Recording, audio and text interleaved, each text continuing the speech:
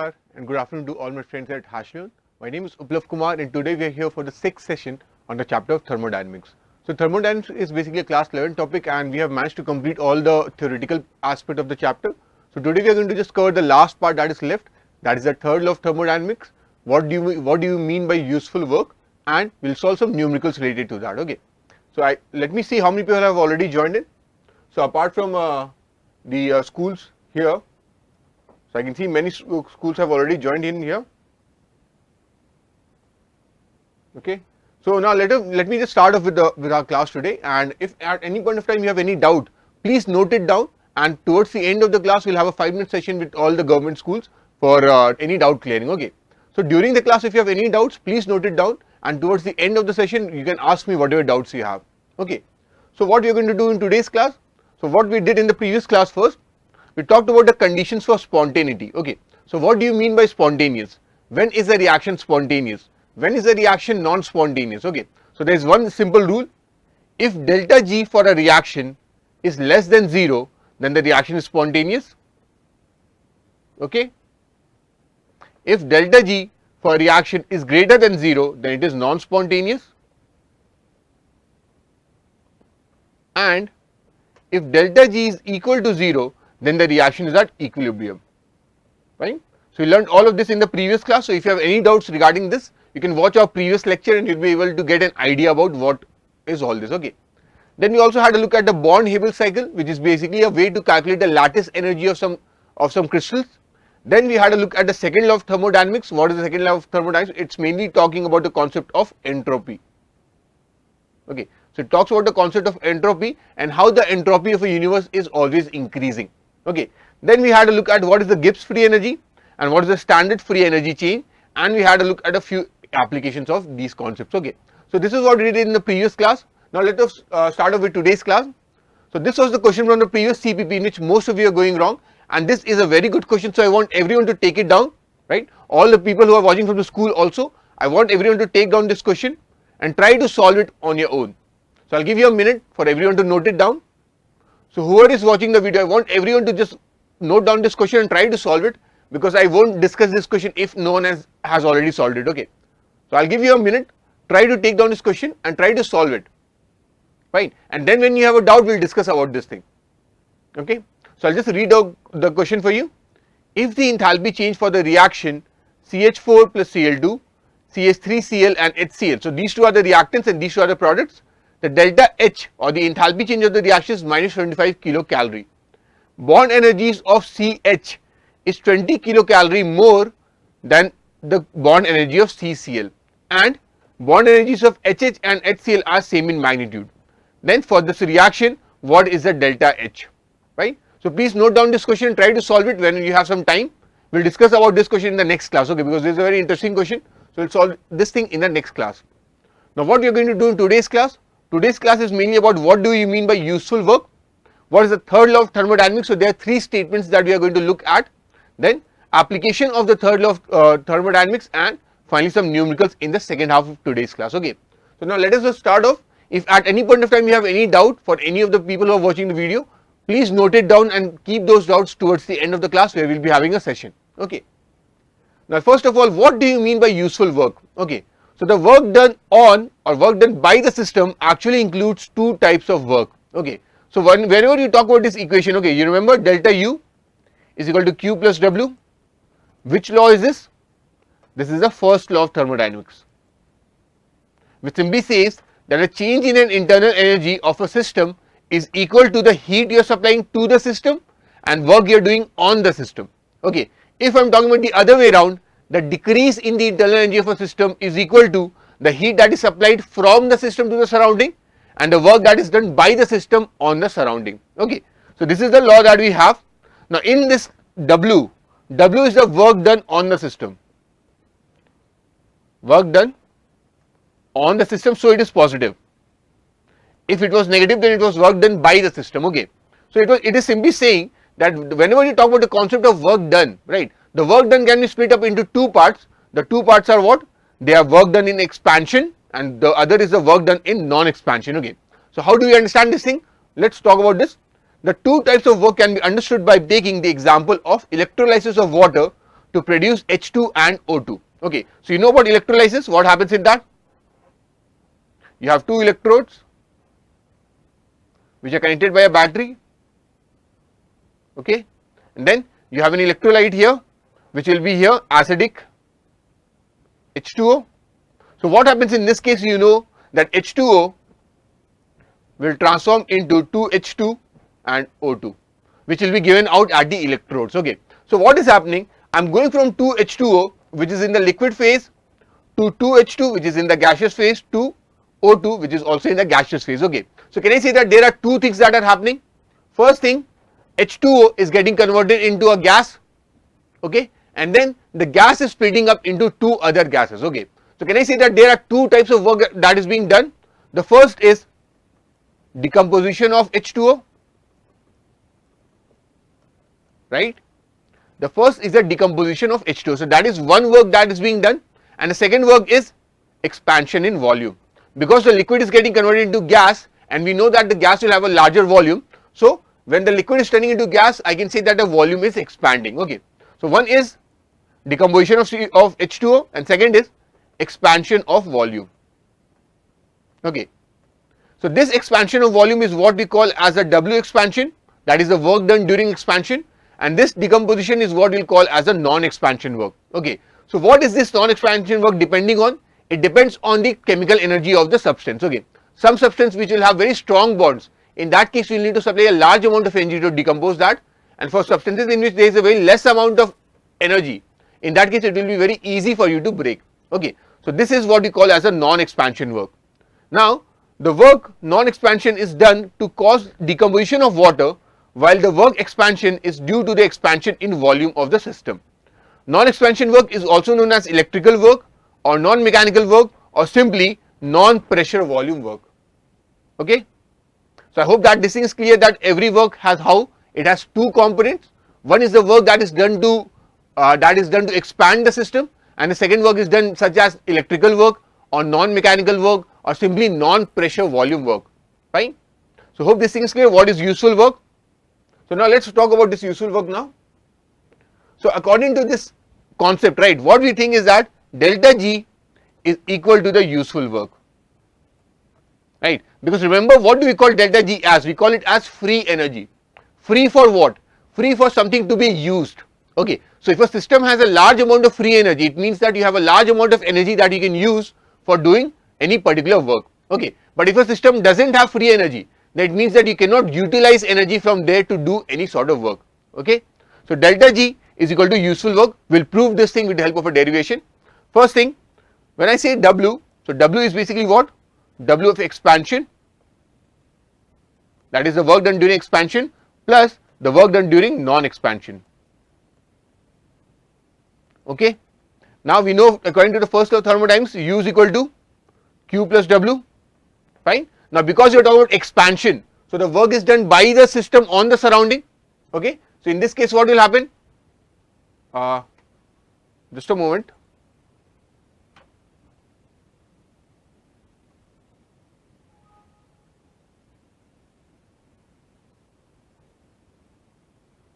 It logged out.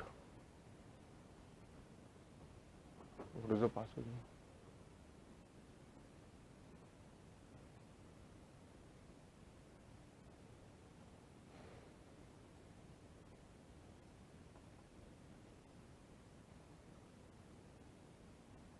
It's going now. It's going now.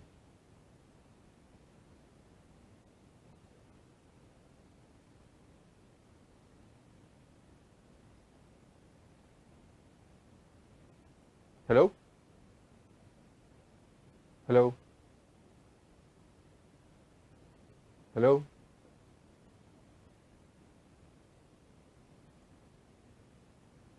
Hello?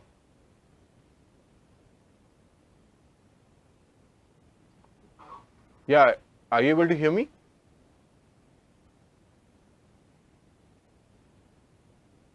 Hello? Hello? So are you able to view the picture as well? Okay, my view is not coming. Okay.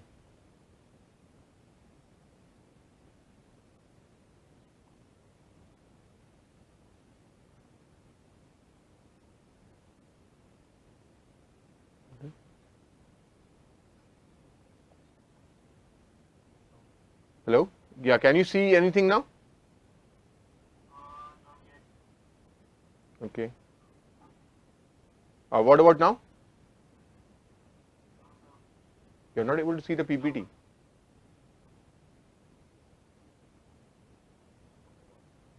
Okay, is this, are you able to see the PPT? PowerPoint?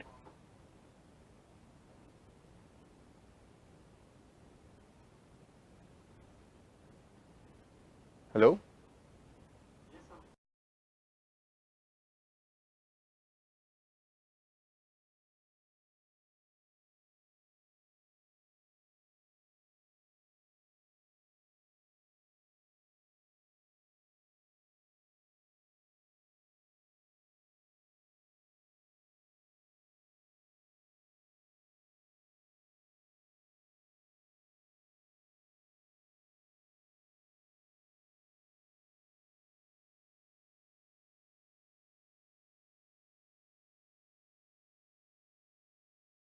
The work that you're doing on the system, okay. But here we're talking about what? We're talking about the expansion. So expansion means, suppose I have a system like this, okay, and suppose this is a movable piston, okay. Now when I'm talking about expansion, it means that this thing will go out, it will expand. Now when that will happen, can I say that this energy is being transferred from the system to the surrounding, right? So whenever you talk about expansion, it means that the energy is being transferred from the system to the surrounding. Hence in that case, we'll write W as minus W. So now Q will be equal to, sorry, W will be equal to minus W because it's an expansion work. If you're contracting, then what it means that the energy from outside is coming inside, but because it is expanding, so the energy of the system is going to the surrounding, hence it is minus W, okay. So you have delta U is equal to this. Now this Q minus W can be split up in two parts, that is dot expansion plus work of non-expansion, okay, fine. So I'll just write this thing as W NE, that is for non-expansion, okay. Now delta U is equal to what? Q minus W expansion plus W non-expansion. This will also be minus. Now this Q minus WE, right? What we know that thing as? I can take the Q that side, or what I'll get is Q is equal to delta U plus PdV. Because what is the expansion work? Expansion work is the change in the volume into the pressure, right? So W is written as this. I'm taking the terms on the other side plus WNE. Now what is this thing equal to? Do you remember? This is equal to what? This is simply equal to delta H. That is the change in enthalpy, fine. So that plus WNE. Now we also know that delta S is what? It is equal to the heat that you are supplying in a reversible process by the temperature, okay, fine. So what is Q reversible then? That is equal to delta S into T, fine. So I'll use this term here. So what do I get? I get T delta S is equal to delta H plus W of non-expansion work. So if I take the terms on the left side, what do I get? I'll get WNE is equal to minus delta H minus T delta S. Now can I say that this is equal to delta G according to the second law of thermodynamics? So what is WNE equal to? Is equal to minus delta G. Hence your Gibbs free energy is nothing but the amount of useful work that is present in the system, okay. Now if I am talking about this thing, let me just write it again here. So delta G is equal to minus WNE, right. So there is a minus sign here. Why is the minus sign here? Because try to understand, if you are talking about a decrease in the free energy, it means that some energy has been utilized, then in that case this will also decrease. So minus into minus will give you a plus sign, okay. So that is what we have, and this is why how we can say that the Gibbs free energy is equal to the minus of the useful work that you are doing, okay.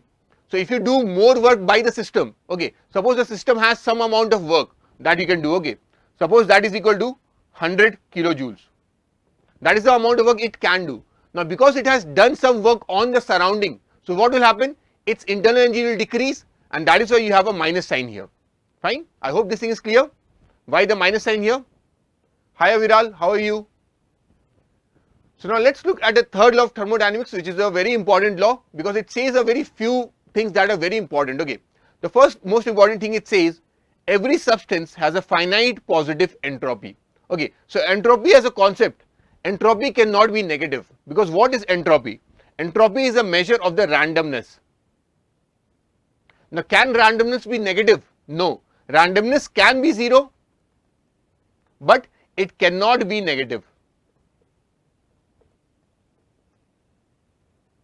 Okay, so every substance has a finite positive entropy, but at the absolute 0 temperature, the entropy may become 0 and does so become in the case of a perfectly crystalline solid. Now why we are talking only about the perfectly crystalline solid? Because when you talk about crystalline solids, I hope that you know about solid states. A crystalline solid will always take a crystal like this, a shape like this, such that suppose if this is NaCl, okay, suppose this is NaCl, so I will use different colors. Now suppose this is Na plus, okay, suppose the green is Na plus, so Na plus will be there at the non-adjacent positions, so this all will be Na plus and the remaining part will be what? It will be Cl minus. Suppose these are Cl minus. Now in this case what is happening, they have a fixed structure in which they are existing, okay, they cannot break this structure whenever they want. Now for such a reason what happens, can I say that this thing has some order? It has some order because the substances, they are fixed at some place. So if I compare this thing with suppose a liquid or a gas, you know that the particles of a liquid and gas are not fixed at their position. Because they are not fixed at their position, what happens, there is some degree of randomness, they might go here, they might go there, right? But if I am talking about a crystalline solid, I know that the particles are in fixed position. So compared to every other substance, a crystalline solid will be will have the least amount of randomness, right? I hope this thing is clear. Now if I am talking about a perfectly crystalline solid, it means that all the particles will be fixed at their places. Now in such a case, if I keep decreasing the temperature, what will happen? Remember, if I am talking about a solid like this, the only movement this particle has is a vibratory motion. The particles are vibrating like this.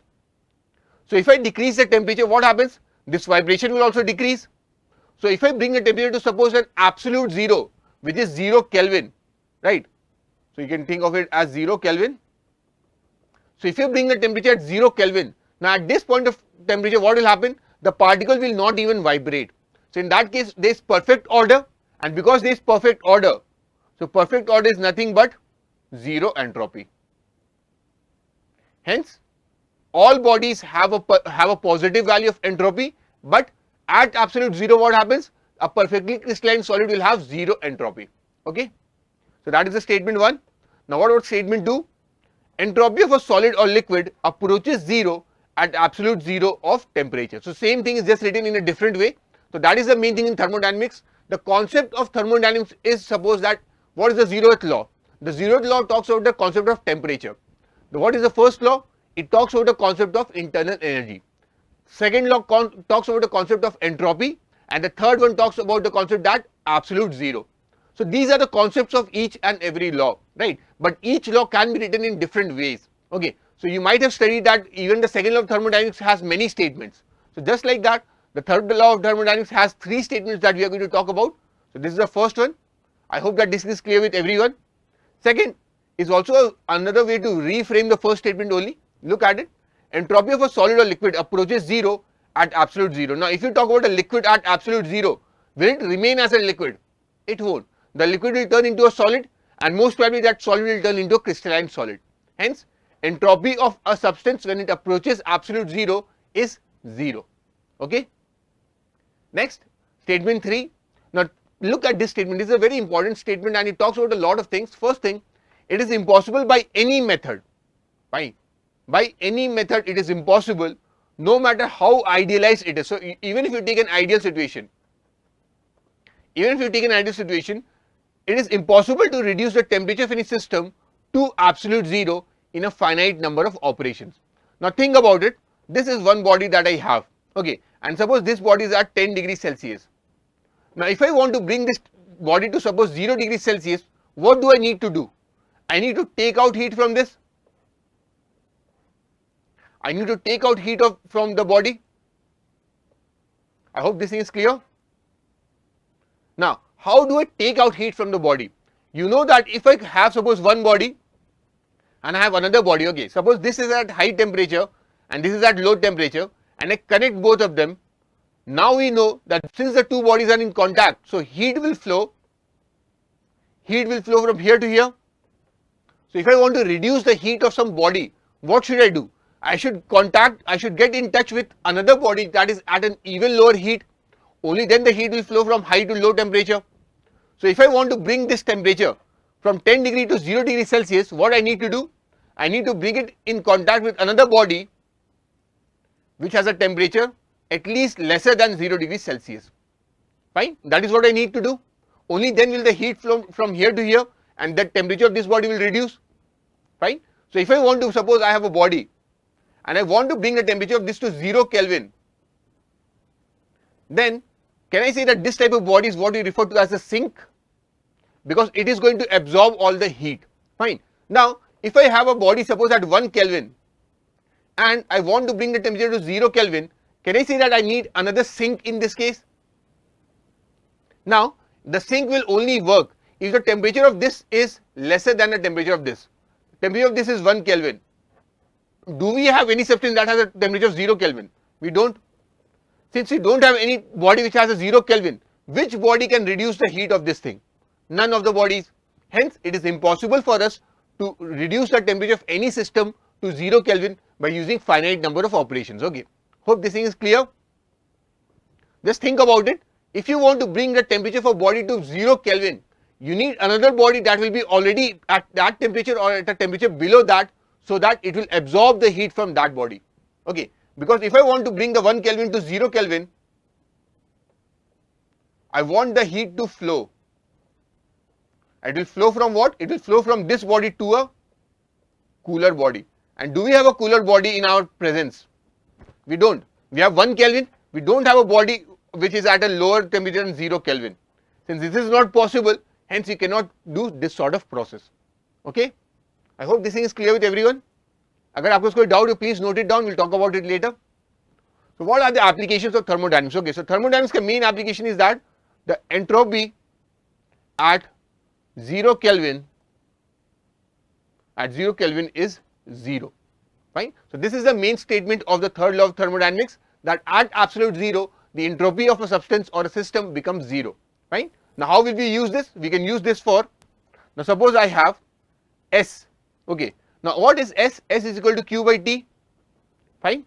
Now ds will be equal to dq by dt. Fine.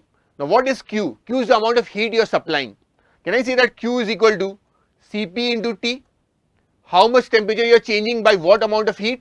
That is equal to Q. So I can write this thing here.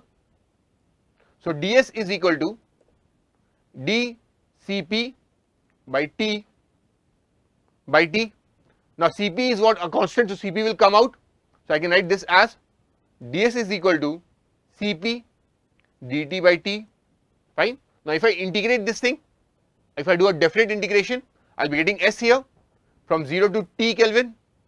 That will be equal to Cp, can I say ln T from 0 to T. Fine. Now we know that S0 is equal to 0 and ln 0 is equal to 0. So what do we get from this? S at T is equal to Cp ln T. So with the help of this we can calculate the absolute entropy of a substance, because S0 is 0. So if I minus St minus S0, I will get the entropy of a system. Okay. So this St is what we call as a molar standard entropy. Okay. I hope this thing is clear. What is molar standard entropy? It is the entropy of 1 mole of a substance at normal conditions of temperature and pressure. Okay, so I hope that till here no one has any sort of doubt. If anyone has any type of doubt, please tell me.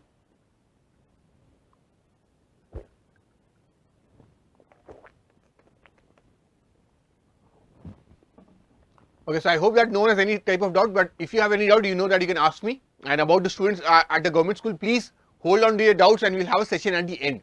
Okay. Fine. So this is about the third law of thermodynamics. What is the application? The application of the third law is very simple. delta S at 0 Kelvin is 0. Hence, if you do this sort of integration, we will get that St is equal to Cp ln D, and this St is what we call as the standard molar entropy. Okay. So now it's time for the contest. So this was the question from the previous contest, and there is no winner. So this is a very sad thing. We don't have any winner, and this doesn't happen a lot, but this is what has happened this time. So look at the question. A mixture of 2 mole of CO and 1 mole of O2 in a closed vessel is ignited to convert the carbon monoxide to carbon dioxide. So I can write this reaction here. CO plus O2 gives CO2. So 2 moles of this, 1 mole of this will give 2 moles of this. If del H and del U are enthalpy and internal energy change, then, so what is the equation? Delta is equal to Q, no sorry, not this one,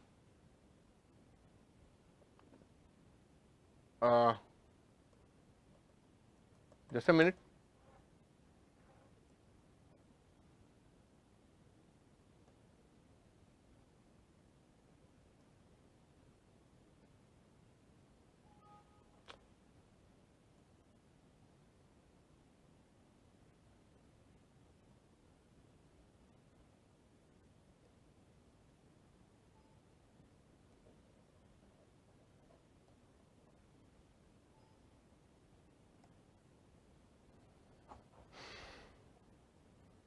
It is not working, sir. Guys, just give us a minute. I think there's some technical problem here. Cursor is not coming, is it discharged?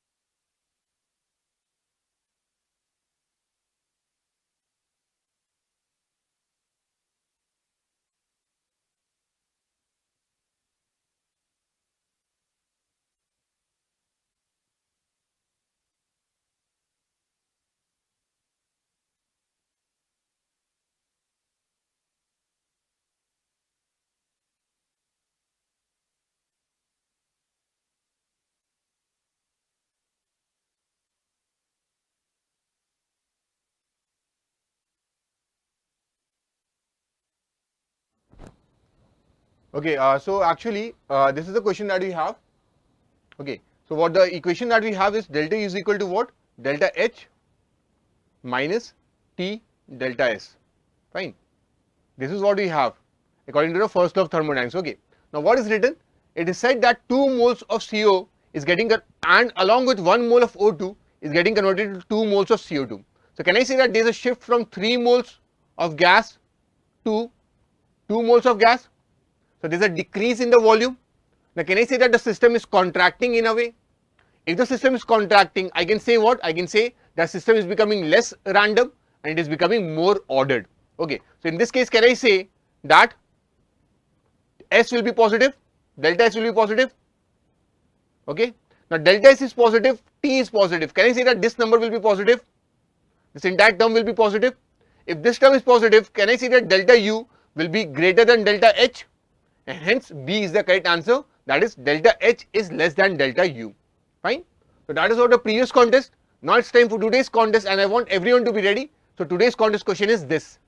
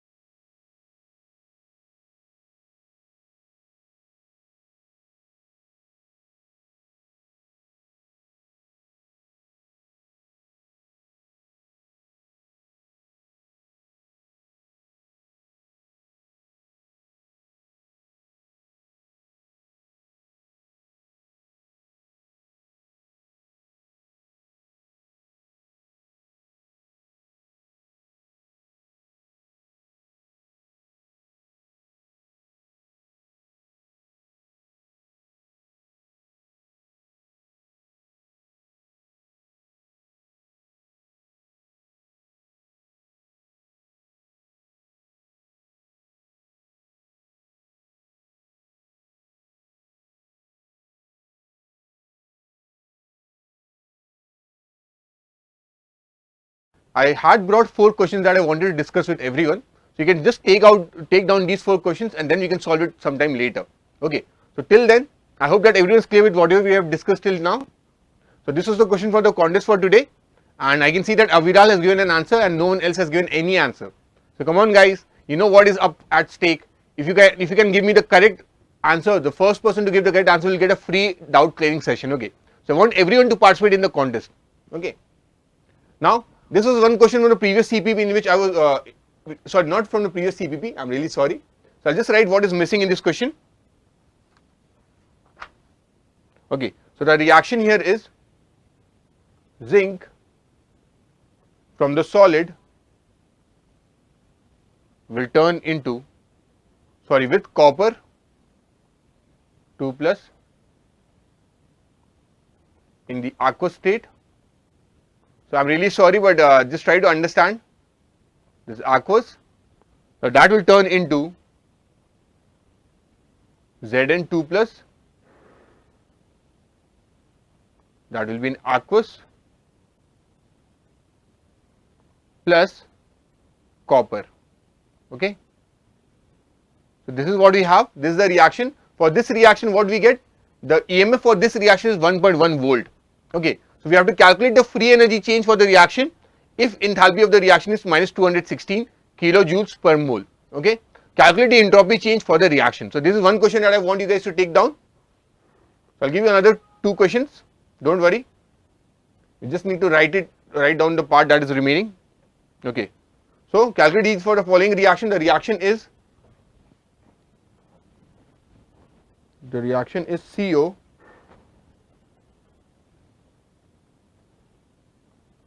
dot plus 1 by 2 O2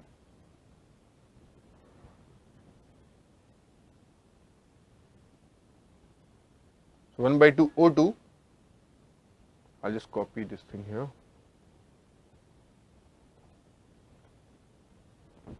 1 by 2 O2, and this will give me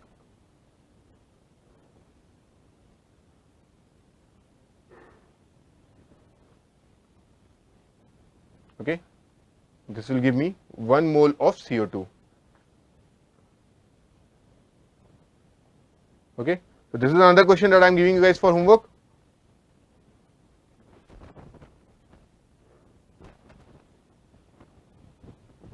So CO2, fine. So the things are given here. The S0 for CO2 is 213.8. What is S0? S0 is the molar entropy for CO2. S0 here is the molar entropy for CO, that is carbon monoxide, and it is the S0 for O2, right? So you have to find the delta G0 for the following reaction. How will you find it? There's one more thing that I need to give you, and that is the value of enthalpy change.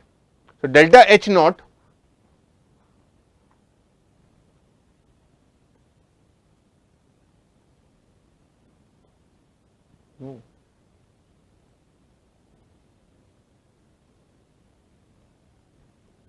not catching only, no?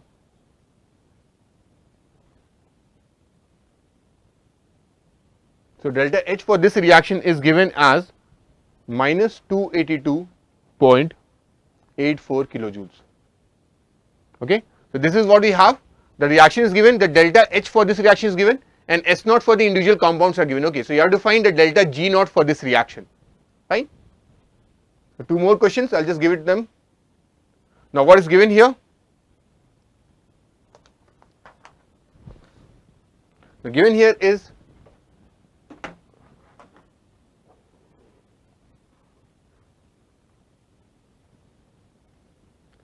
heat of formation for H2O is equal to minus 68.4 kilocalorie mole per mole. Similarly, HF for C2H5OH, that is ethanol, in the liquid phase is equal to minus 66 kilocalorie per mole.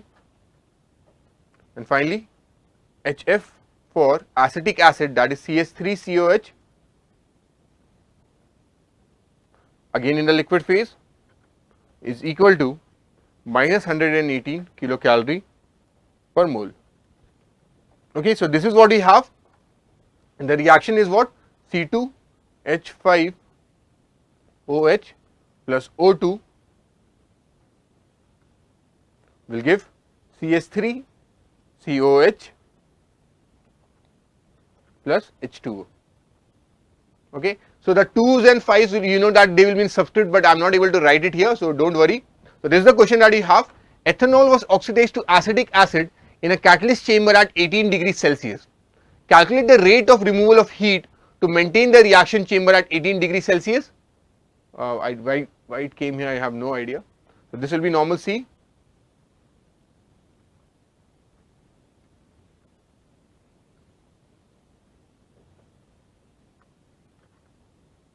Okay, at 18 degrees Celsius with the feed rate of 30 kg per hour of ethanol. So 30 kg per hour of ethanol is being pumped into the reaction with excess of oxygen.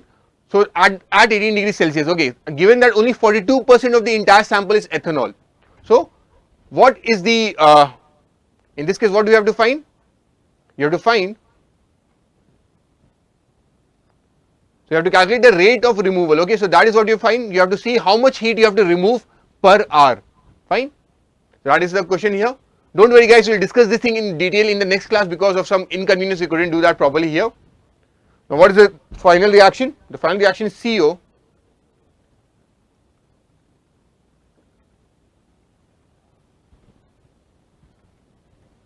plus O2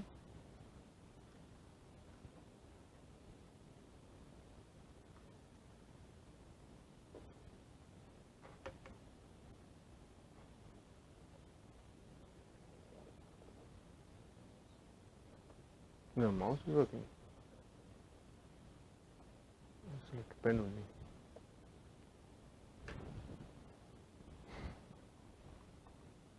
Because I was giving you the last question. Okay. So for this CO2, we are getting, and I think other good things are already given. So this is the reaction that you have at 300 Kelvin. You have to show that the reaction is spontaneous and exothermic. When is the reaction spontaneous? When delta G is less than 0. When is the reaction exothermic? When the delta H value is negative. So when the standard entropy changes is this much. Okay, so this is all that is given, and the standard Gibbs free energy of formation is also given. So you have to find delta H and delta G. Fine. So guys, just take down these reactions. I am really sorry for the inconvenience that is caused today, because there is some problem with the pen, because of which I am not able to write properly. So that is a problem from our side, and we are really sorry for that. So that's all for today, because we had to solve some numericals which we couldn't do much.